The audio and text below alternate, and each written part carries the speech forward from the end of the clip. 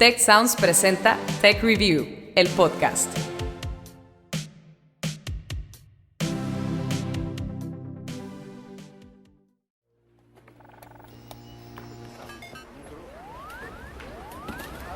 En julio de 2022, un ajedrecista de 7 años llamado Christopher estaba compitiendo en el Abierto de Moscú frente a un rival muy peculiar, un robot.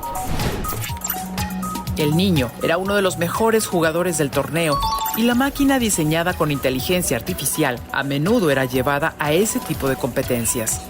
Así que a nadie se le ocurrió que el encuentro podría tener ciertos riesgos. A robot went rogue. It assaulted a child and broke his finger. En un momento inesperado, el robot pescó uno de los dedos de Christopher, lo presionó contra el tablero y se lo fracturó. Sí, así como lo oyen. Why? Because the child tried to outsmart the robot, tried to outsmart AI. Los organizadores del evento aseguraron que el problema fue que el pequeño quiso sacar ventaja al intentar hacer 2 jugadas en un solo turno y el robot no supo cómo reaccionar. In such situations, the opponent usually cries foul. But AI took matters into its own hands. It grabbed the child's index finger and squeezed it. Una mujer y 3 hombres corrieron a auxiliar a Christopher, pero el daño ya estaba hecho. Esta noticia trascendió a los medios de comunicación y a muchos les hizo recordar escenarios distópicos como los de las películas Ex Machina y Yo Robot. ¿Y este gesto qué significa? Cuando entraste, cuando viste al otro humano, ¿qué significa? Gesto de confianza. Es cosa de humanos. No lo entenderías. Mi padre intentó enseñarme emociones humanas y son difíciles. ¿Hablas de tu creador? Sí. En cambio, otros se preguntaron cosas como ¿qué tan inteligente es en realidad la inteligencia artificial y a quién deberíamos culpar cuando esta falla? Stop. Stop. Ava, I said stop.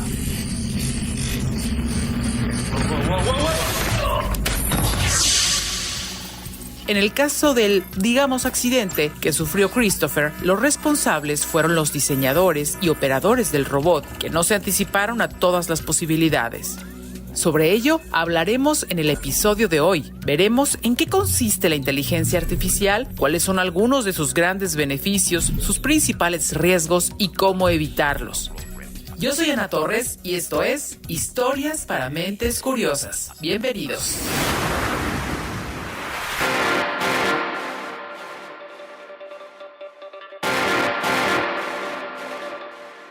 Para hablar de inteligencia artificial, primero debemos pensar en términos de inteligencia humana. Esto nos dice al respecto Miguel González Mendoza, profesor investigador en el TEC de Monterrey y expresidente de la Sociedad Mexicana de Inteligencia Artificial. Es una capacidad mental muy general, ¿no? Que implica capacidad de razonar, planificar, resolver problemas, pensar de forma abstracta, por ejemplo, ¿no?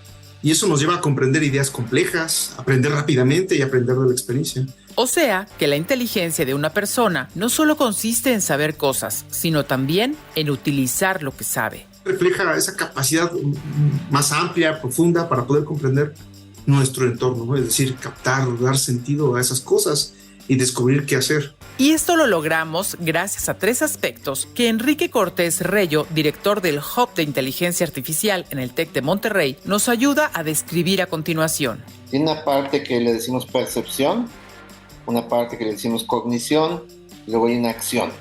Percibir es darnos cuenta de lo que existe más allá de nosotros mismos. Y lo percibimos con los sentidos, con la vista, con el oído, con el olfato. Luego, el procesamiento de esos datos a través de nuestro cerebro es lo que da lugar a la cognición. Pero si nada más hacemos eso no es inteligencia. Tiene que haber una acción. En el caso de los humanos, la acción puede ser una acción de hablar, de escribir, o una acción física, ¿no? Correr, moverte, o una combinación de una acción física y hablar, etcétera, etcétera. Muchos animales pueden hacer algo semejante, por supuesto. Un perro percibe otro perro, luego su cognición dice, ¿ese perro es agresivo o no? Si es agresivo, es más grande que yo, sí, corro, ¿no?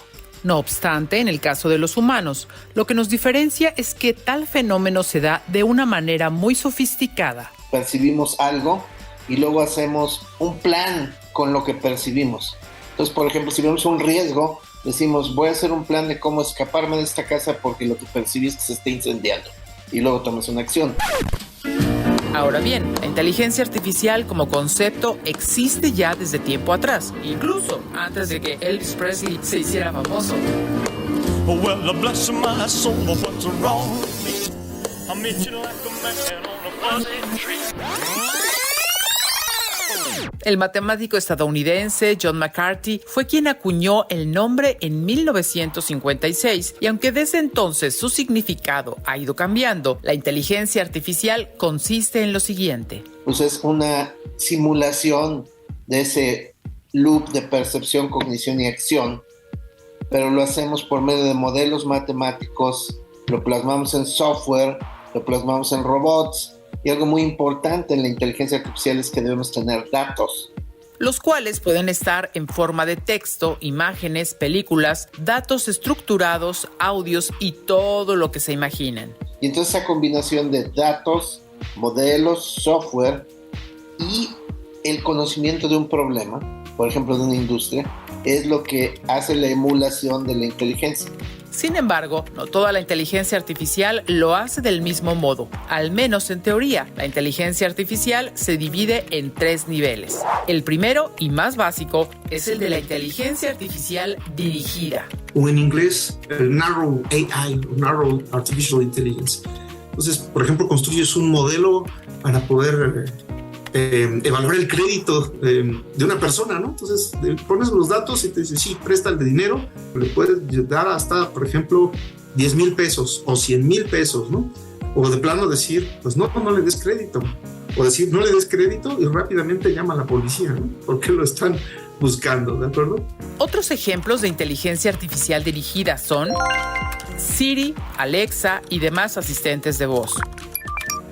Los motores de recomendación de Netflix o Amazon basados en nuestros historiales de visitas y compras. El algoritmo de búsqueda de Google que hasta se adelanta a completar la pregunta. Los chatbots de sitios web que ayudan a resolver las dudas más comunes de los usuarios.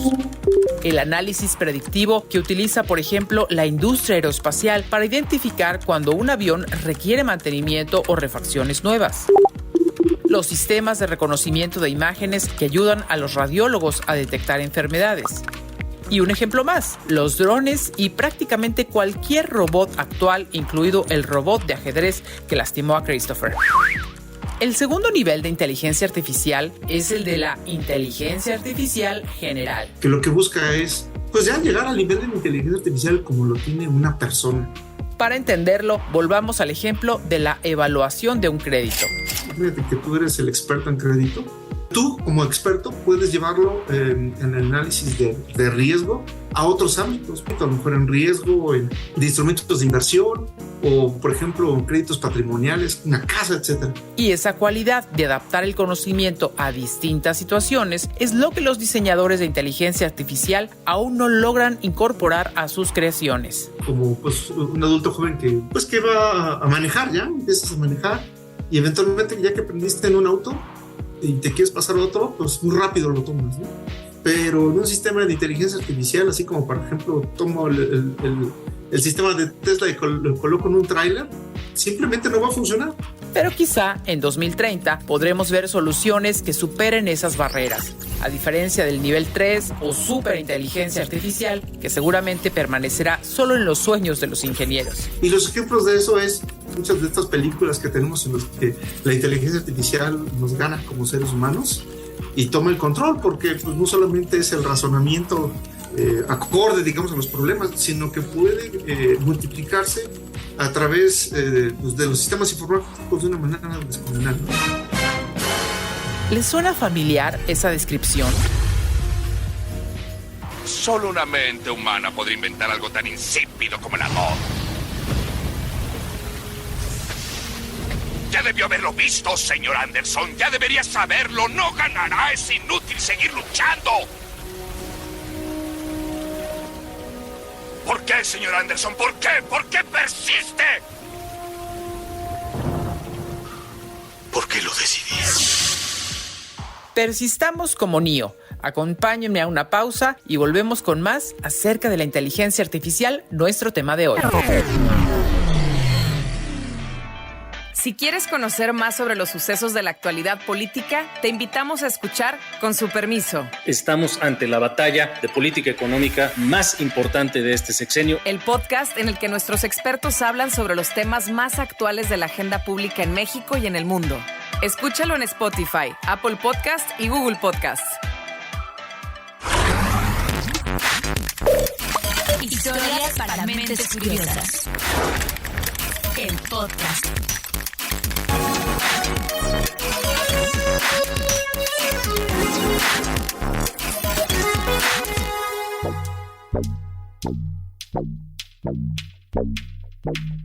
Gracias por seguir en Historias para Mentes Curiosas. Hasta aquí hemos vislumbrado que la inteligencia artificial es mucho más que robots que juegan ajedrez, ¿cierto? Bueno, pues a partir de este momento exploraremos qué hay detrás de ese potencial. Abordaremos su impacto en nuestra vida y analizaremos por qué es indispensable que se rija por un marco ético. Hay muchas técnicas que acompañan a la inteligencia artificial. Son técnicas que pueden ser, por ejemplo, antropológicas y sociales, por la interacción de los entes. Antropología, puede ser matemáticas, puede ser ciencias computacionales y demás, ¿no? Dentro de todos esos fundamentos hay uno que destaca. Hablamos de las redes neuronales. ¿Habían escuchado alguna vez ese término? Se pensó, bueno, cómo la mente actúa, ¿no? Y eso es a través del cerebro. Y el cerebro actúa con neuronas. Entonces, en un momento dado, alrededor de los 60, se dijo, bueno, ¿por qué no construimos un cerebro artificial? Primero reconstruimos una neurona artificial y después las empezamos a interconectar, así como están interconectadas las neuronas en un cerebro, ¿no? Cada una de esas neuronas puede ser vista como microchips programados con algoritmos o instrucciones muy precisas para que sean capaces de recibir datos, procesarlos y arrojar un resultado. Y entonces ahora hay algoritmos que pues, pueden ayudarnos a resolver algunos problemas y lo que podemos hacer es entrenarlas para poder resolver problemas. Dicho entrenamiento es lo que se denomina Machine Learning. Las redes neuronales, pues bueno, ahora con las capacidades de cómputo podemos construir cosas mucho más o arquitecturas de redes neuronales más grandes y, como dicen ahí, profundas porque es por capas, y eso pues nos llevó a lo que ahora conocemos como deep learning o aprendizaje profundo, ¿no? Cuyas aplicaciones nos han traído grandes beneficios en muchas áreas. Algo bien importante que a veces no entendemos es esta inteligencia artificial, que realmente es usualmente un programa de software, colabora con los humanos, no es que reemplace a los humanos. Enrique Reyo nos indica algunos ámbitos que, de no ser por la inteligencia artificial, demandarían más tiempo y recursos. Beneficios en el sector empresarial. Las empresas se vuelven más eficientes cuando usan inteligencia artificial. Sus cadenas de suministro, sus cadenas de distribución se hacen más eficientes y su entendimiento de lo que quieren los consumidores se hace mucho más sofisticado y casi personalizado, ¿no? Beneficios en las ciudades. Cuando aplica ciertos principios de inteligencia artificial, la ciudad puede reaccionar y entender qué es lo que está pasando en su entorno. Hoy hay ciudades que pueden detectar dónde hay un lugar de estacionamiento, ¿no? Sin que tú tengas una intervención ahí. Beneficios en el sector público. La colección de impuestos se vuelve más eficiente. Los trámites de gobierno se vuelven más eficientes. Hay un trato más humano a las personas en los sistemas de salud. Pero ojo, como toda tecnología, la inteligencia artificial tiene su lado B.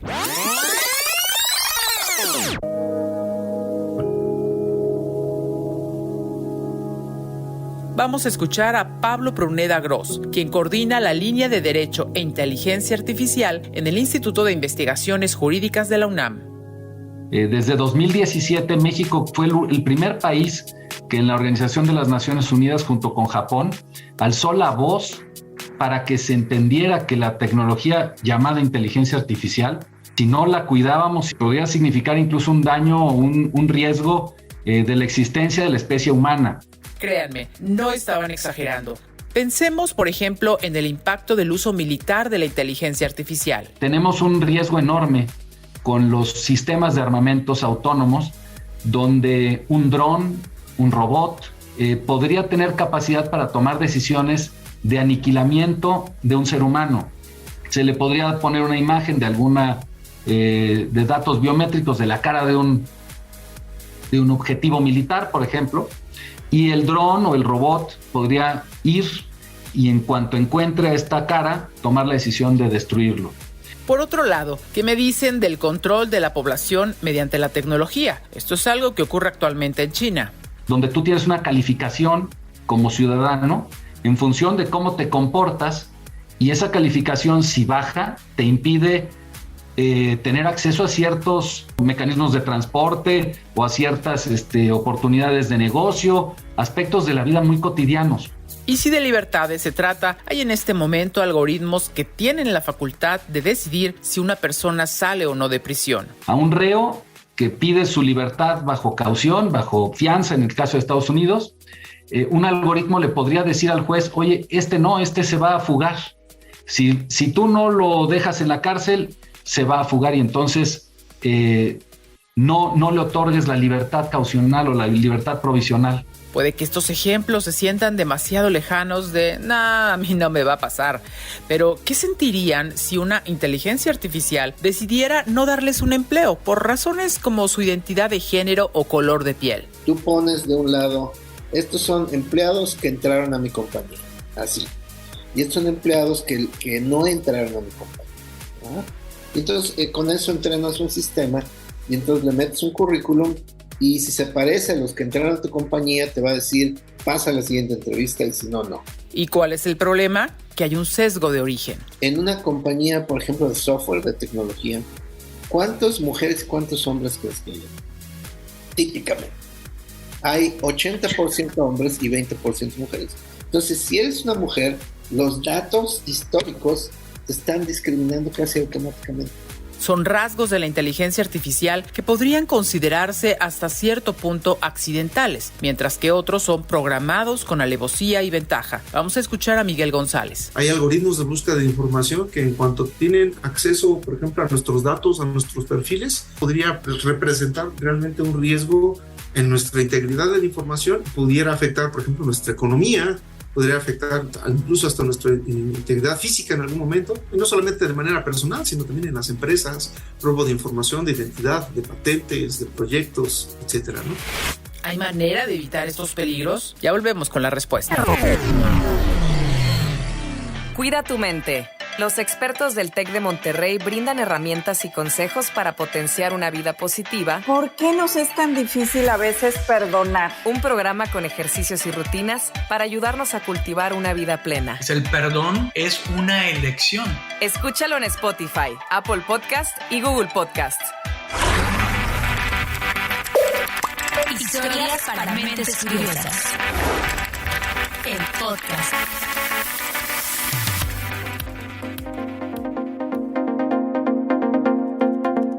Amigos, estamos llegando al final del episodio y queremos cerrar con un mensaje muy importante. La inteligencia artificial definitivamente puede ayudarnos a construir un mejor futuro, pero eso depende de los parámetros con los que la diseñamos y de cómo la utilicemos. En este sentido, todos podemos poner nuestro granito de arena, empezando con la forma en que consumimos la tecnología. Hoy los consumidores son diferentes a los consumidores de antes. Los consumidores de antes estaban preocupados por el precio más que nada. Hoy los consumidores de muchas cosas están preocupados también del aspecto ético de lo que están consumiendo, ¿no? Que no discrimine, que sea justo. Por lo tanto, resulta lógico que quienes producen inteligencia artificial también se rijan con un marco ético, y eso es lo que ha fomentado, por ejemplo, el TEC de Monterrey. Trabajamos con el Banco Interamericano de Desarrollo para desarrollar una cosa que le decimos autoevaluación ética para startups. Entonces tenemos una especie de checklist, y entonces si desde la construcción de lo que estás haciendo tienes guía ética, entonces cuando llegue la legislación vas a tener menos problemas en acatar la legislación futura, ¿no? Ese pendiente es el mayor vacío en torno a la inteligencia artificial, pues escasean los instrumentos jurídicos a nivel de país, y en el ámbito internacional solo contamos con recomendaciones como las que publicó la UNESCO en noviembre del 2021. Y México, como país miembro también, pues suscribe esas normas, que no son en realidad leyes, son son disposiciones éticas, son llamados a tener una inteligencia artificial confiable, transparente, que pueda ser auditada, que tenga responsabilidad, que alguien responda, una persona, un ser humano responda de los daños que pueda generar esta tecnología. Pero hasta ahí, o sea que nadie obliga a los firmantes a actuar en consecuencia. Por eso, Adolfo de Unanue, director de la iniciativa de inteligencia artificial en la Escuela de Gobierno del TEC, hace el siguiente llamado. Empresas muy grandes que hacen inteligencia artificial como Google, Facebook, Twitter, Amazon, que en realidad ahorita están tomando decisiones que están fuera de la ley, pero que ellos las disfrazan como desde un punto de vista de ética o de hacer el bien. Y no está bien pensado, no está bien regulado, dejan al ciudadano desprotegido ante cualquier arbitrariedad.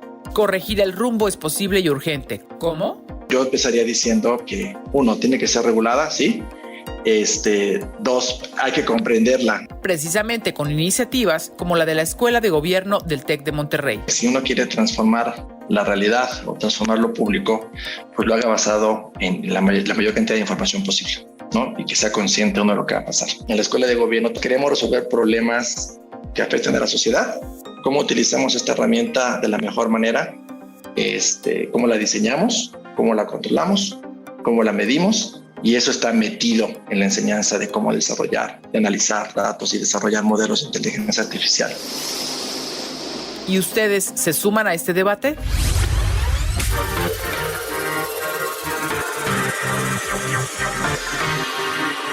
Amigos, esto fue Historias para Mentes Curiosas, un espacio de Tech Sounds Podcast. Nuestro objetivo, siempre lo decimos porque es muy importante, es fomentar una cultura del conocimiento, pero siempre de la mano de los expertos. Este episodio fue posible gracias a Karina Rodríguez, quien estuvo al frente de la edición. Las entrevistas las realizó Brandon Gustavo Pacheco. Carmina de la Luz es nuestra guionista y la producción corrió, como siempre, por cuenta de Orlando Oliveros. Gracias a todos ustedes por escucharnos y hasta la próxima.